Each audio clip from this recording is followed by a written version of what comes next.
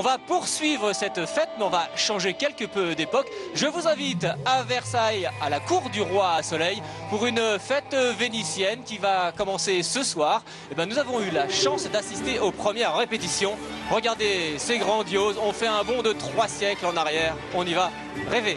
Extrait tout de suite. Et le sujet est plus complet tout à l'heure dans le journal.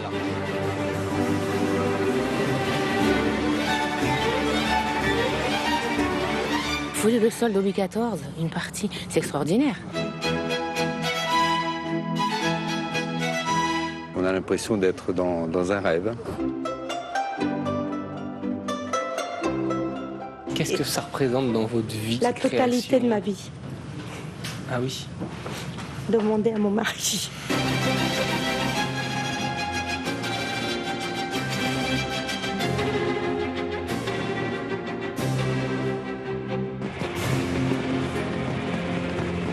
Des gondoles sur le Grand Canal, vous ne rêvez pas, vous êtes bien à Versailles qui prend un air de Venise sur des notes de Vivaldi. Voilà comment se déroulent ces premières fêtes vénitiennes au château.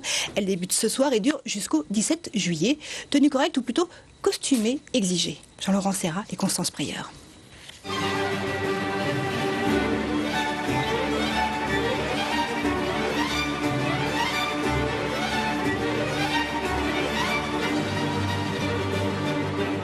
Je rappelle que la fête vénitienne, c'est bien d'abord une fête, donc c'est d'abord un moment exceptionnel où tout doit être très grand, très particulier. On n'est pas dans une idée d'un spectacle de théâtre où on veut dire un petit truc à droite, un petit truc à gauche. Là, c'est la fête, ça pète, c'est forcément très grand. On est spécialisé dans le travail avec des grandes marionnettes volantes qui font 20 mètres d'envergure et qu'on manipule du sol. Et là, le sol, c'est l'eau, c'est le canal, donc c'est encore un autre pari. Et des gondoles sur le Grand Canal, on n'avait pas vu ça depuis l'époque des rois de France.